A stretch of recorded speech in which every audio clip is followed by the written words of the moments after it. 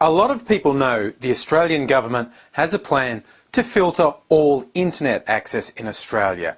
The idea is they're going to block illegal content, and there's a lot of stuff that's illegal in Australia that isn't illegal in other places. But in order to do this, they're proposing what they're calling a clean feed of the internet. And there will be a couple tiers, but what it means is all internet access into the country will be filtered.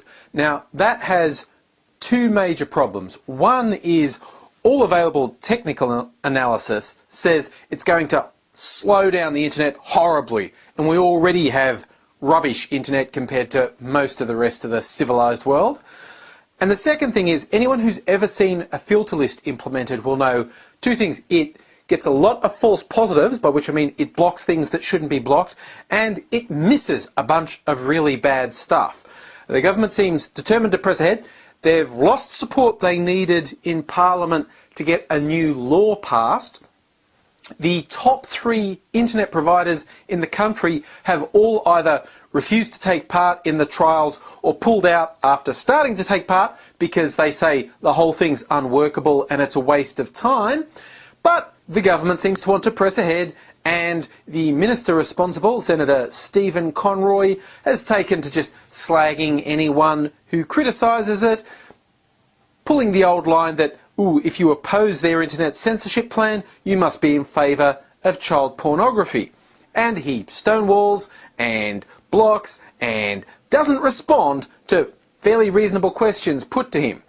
Now, Senator Conroy is actually appearing on a TV show called Q&A, and they take submitted video questions from viewers.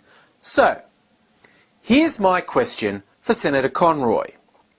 What evidence would you need to see to come to the conclusion that the clean feed proposal can't work? In other words, from the trials, what would the results need to be for you to say, this isn't going to work, we need to try another approach? Now, honestly, if he doesn't already have a policy answering this specific question, then he has no right to be sitting there making these sorts of decisions. Any sort of objective test has to have a failure criteria, not just a success criteria. And hey, you want to throw it back at me? What would it take for me to change my mind and say there should be a universal filter on the internet? I've got an answer for you. And it's a couple points. First, that it shouldn't degrade our already rather ordinary internet speeds. I'll allow for something. Say it shouldn't degrade speeds by more than 5%. Now, again, all the technical analysis I've seen said this plan will slow internet speeds anywhere between 20 and 80%. Totally unacceptable. Now, second, with regards to the actual sites being blocked, seems to think that they should be kept secret because then people will know the bad things. Well, if you're blocking them, that's surely not an issue. So, the list should be public. People should know exactly what sites and web pages have been blocked, and there should be a published process for appealing against being blocked, because along with kiddie porn and hate speech and all these sorts of things, it's become pretty clear that some advocacy sites are going to end up getting blocked, and purely and simply there are going to be mistakes. There's a notorious case of a dentist's office being blocked and a school shop supplies site being blocked. So there are going to be mistakes and there are going to be bad calls. So there needs to be a process for getting yourself off the list. And there has to be a time limit. The government has to respond to the protest within a constrained time, at most a couple of weeks. Otherwise they could just let people die in bureaucratic red tape. If you're not prepared to stand by the integrity of your list and act promptly when you're proven to be in the wrong, then you need to not introduce your list.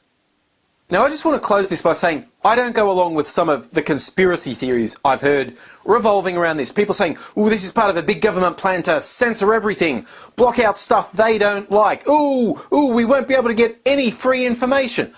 I think that's rubbish. I think it's paranoid rubbish. I think the government's proposal actually comes from a principled position. They saw some very bad stuff that the federal police showed them online, and they thought they needed to take this extreme step.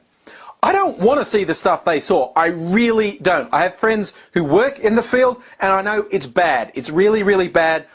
I don't want anything to do with that content. So don't be saying anything like, I want to access it. Because I don't. But I don't want a ham-fisted, incompetently implemented plan that will fail. It won't block criminal content because they'll just keep putting it up in new locations. They'll send it by email. They'll use FTP sites. They'll use torrents. They'll use dozens of things that you don't know how to block. So it won't work. It will get false positives and it will screw up our internet. Go with something more sensible. Fund the police more for investigation.